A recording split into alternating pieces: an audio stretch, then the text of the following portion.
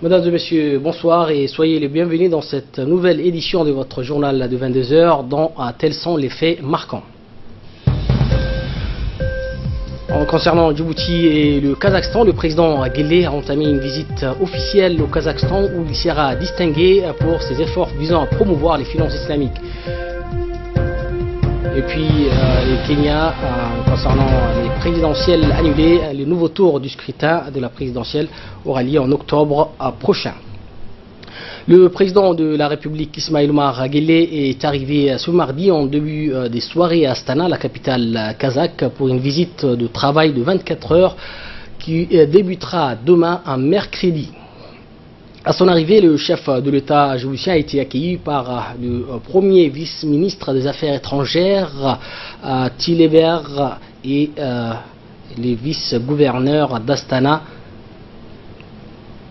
Aitmou Kamitov. Par la suite, le chef de l'État et la délégation qui l'accompagne ont eu un bref entretien au salon présidentiel de l'aéroport international d'Astana. Cette visite, on le disait dans nos précédentes éditions, sera couronnée par des tête-à-tête entre le président Guelleh et son homologue kazakh Nursultan Nazarbayev. Les deux dirigeants y auront des discussions en présence du chef de la diplomatie djiboutienne, Mahmoud Ali Youssouf, du gouverneur de la Banque centrale de Djibouti, Ahmed Ousmane, ainsi que l'ambassadeur de Djibouti accrédité au Kazakhstan avec résidence à Moscou, Dr Mohamed Ali Kamil, ainsi que les conseillers économiques du chef de l'État, Mohamed Zakiye. À l'issue de cet entretien, le chef de l'exécutif djiboutien recevra un trophée pour toutes les réformes qu'il a initiées en faveur du développement de la finance islamique dans notre pays. Au cours de son séjour, le chef de l'État visitera également l'exposition internationale 2017 d'Astana qui a pour thème l'énergie du futur.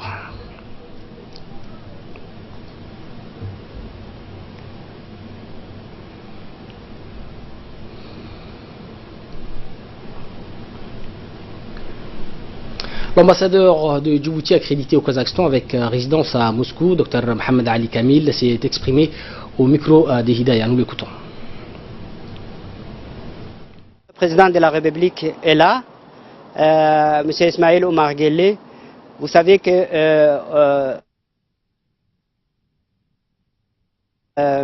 lauréat du Grand Prix JIFA. C'est un prix qu'on décerne tous les ans à des personnalités ou institutions qui ont joué un rôle déterminant dans la promotion de la finance islamique. La finance islamique, comme vous le savez, est basée sur le fondement de charia, et aujourd'hui la finance islamique est devenue une véritable industrie de la finance mondiale. Donc notre président est élu lauréat pour 2017, une cérémonie organisée pour décorer notre président.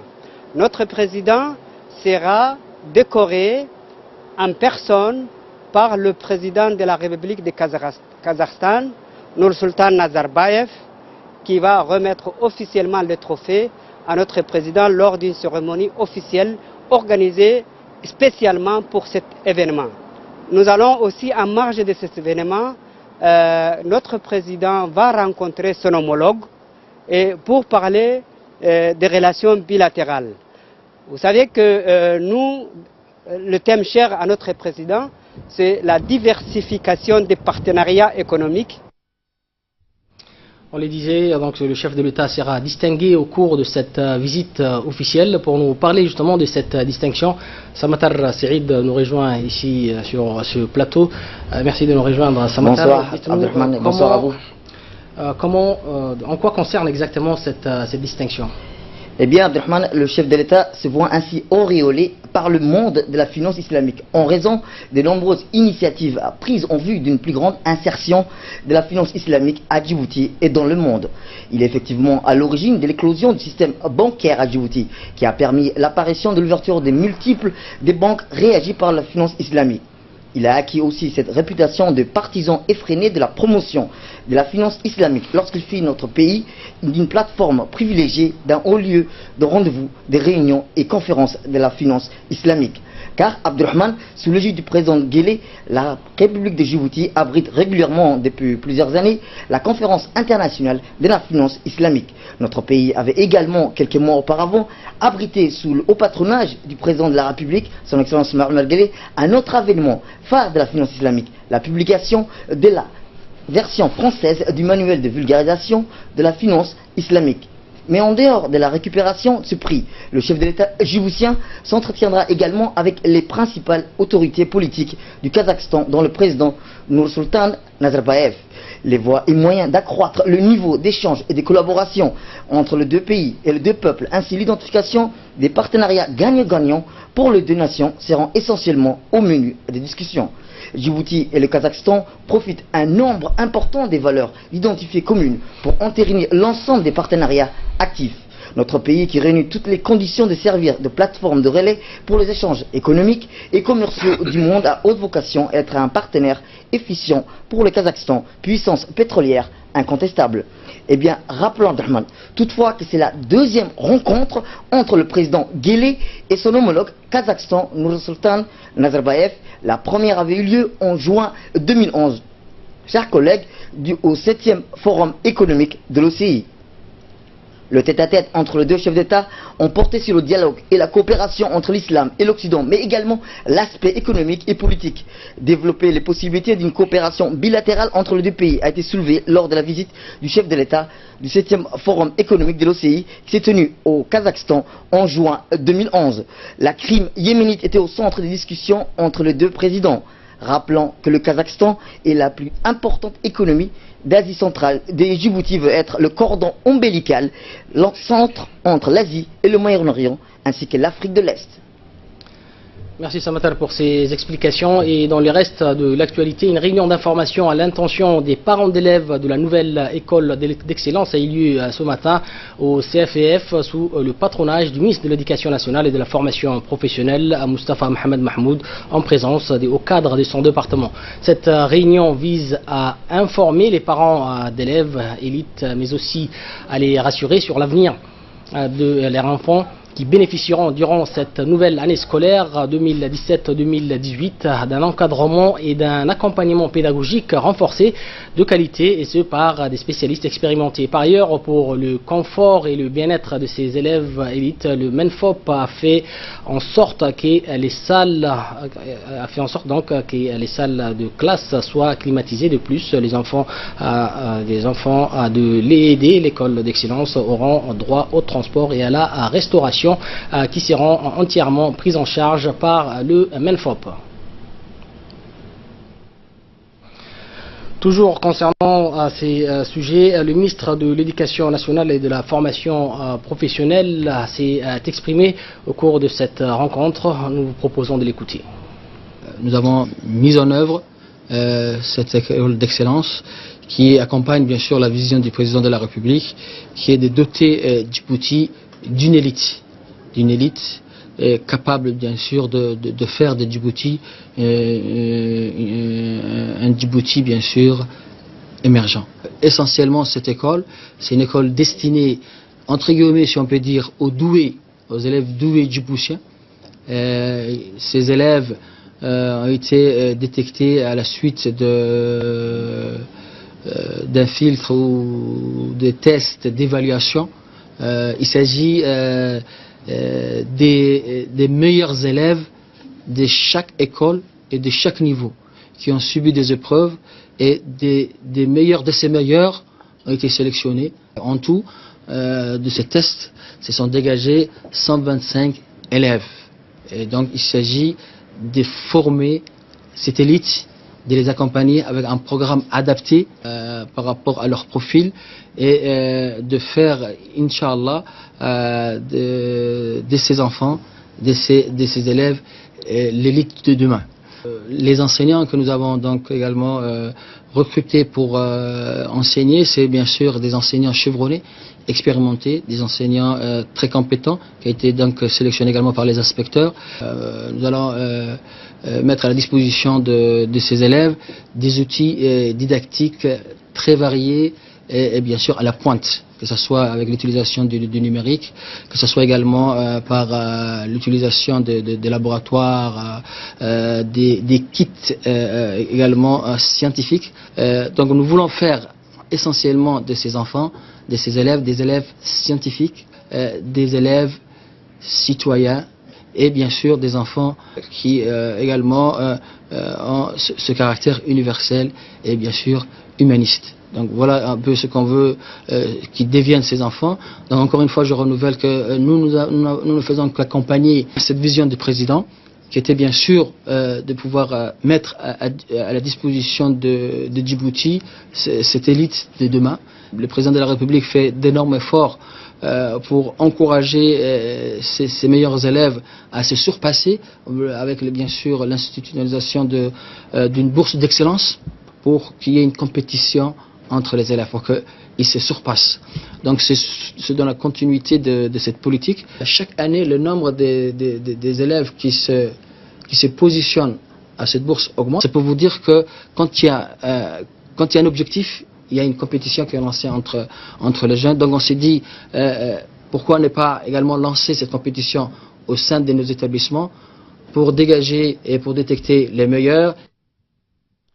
Et dans les domaines toujours de l'éducation et en prévision de la rentrée de classe 2017-2018, la campagne de nettoyage et d'assainissement des établissements scolaires publics de la capitale s'est poursuivie tout au long de cette semaine. Cette année aussi, ces opérations impliquent des éléments des différents corps constitués comme le FAD, la police, la gendarmerie, la garde républicaine, marine nationale, armée de l'air, protection civile, mais également la garde-côte djiboutienne. Ces opérations de nettoyage s'inscrivent dans les cadres du partenariat entre le MENFOP et les corps constitués et visent à assurer l'hygiène ainsi que la propriété des établissements scolaires avant la rentrée des classes prévues dans quelques jours. Ainsi, les éléments de corps comme la police, la garde républicaine, la marine nationale, l'armée de l'air et la garde-côte ont été déployés très tôt hier matin dans certains établissements scolaires de la capitale. La police nationale s'est affairée au collège de Fukuzawa alors que la garde républicaine était à pied d'œuvre à l'école d'Al-Hiba. La marine nationale s'est chargée de des nettoyages de l'école de Balbalanef bis et le lycée de PK12 a été nettoyé donc par l'armée de l'air. Les officiers qui supervisent ces opérations de nettoyage ont exprimé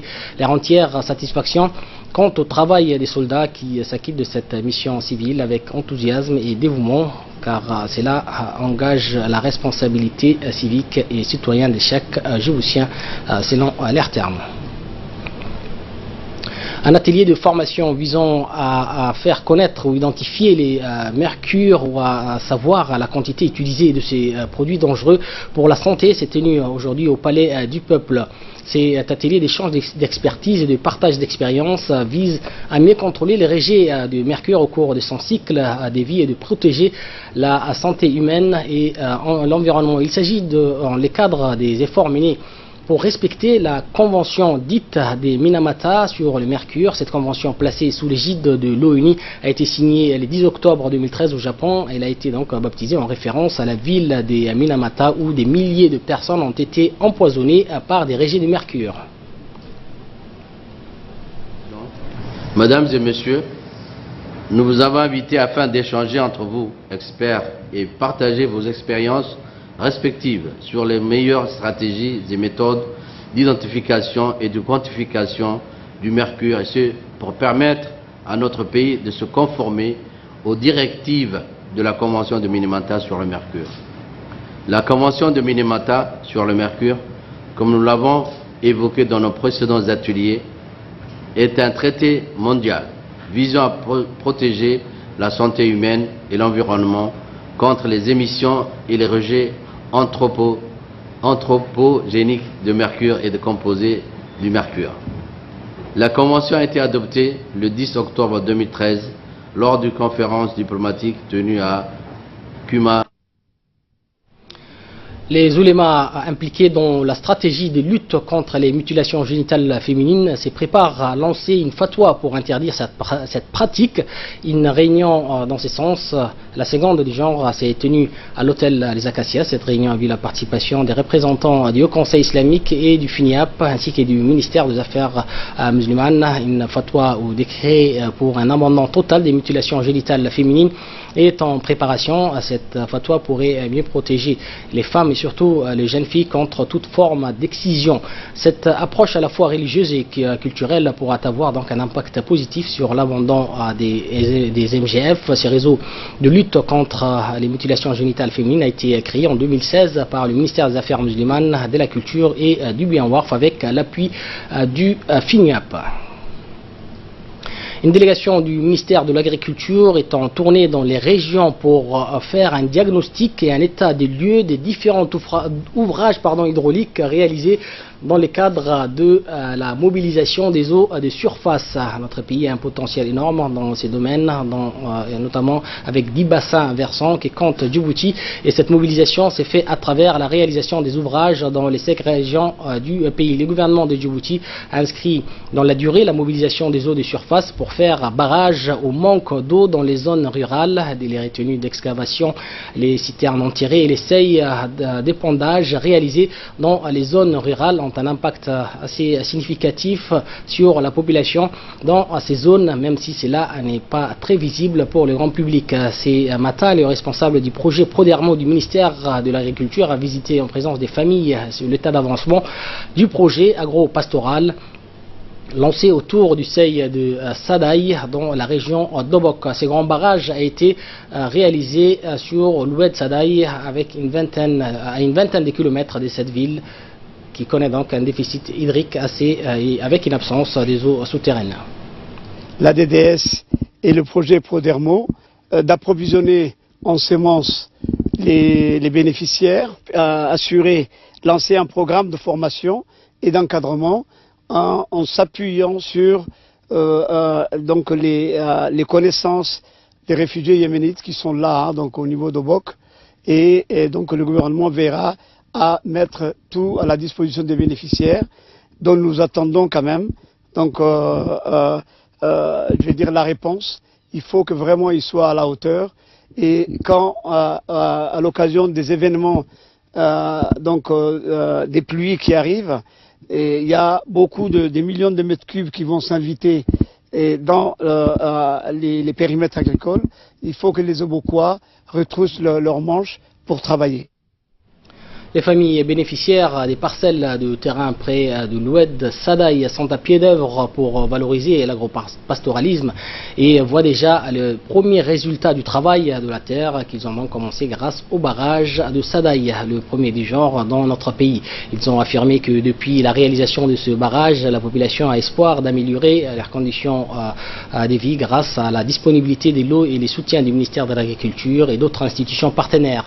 Le seuil d'épandage de Sadaï est le premier ouvrage de ce genre dans notre pays et M. Ali Meriké, un des bénéficiaires, a remercié au même titre que les autres intervenants le président de la République pour avoir initié et donné la priorité à la mobilisation des eaux de surface qui a un impact réel sur la soif et les déficits hydriques. Il a aussi remercié le Premier ministre pour son engagement et le ministère de l'Agriculture pour la concrétisation de ces projets.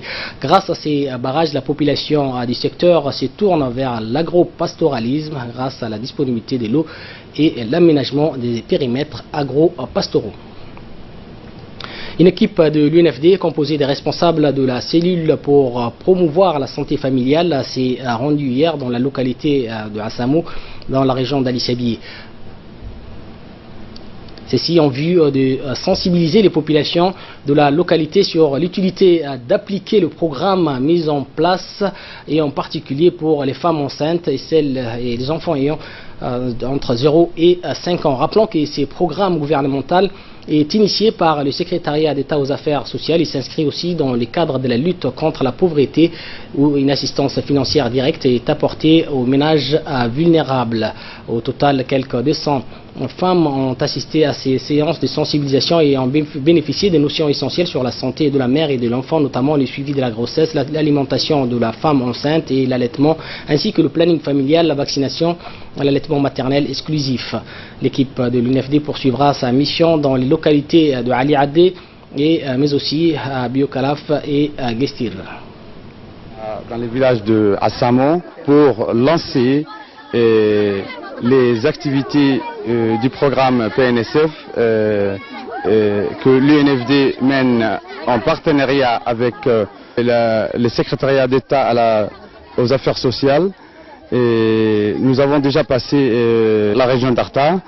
Voilà, comme vous voyez, nous avons réuni les communautés des localités environnantes de Assamo afin qu'ils bénéficient des activités de sensibilisation axées sur la santé de la mère et de l'enfant.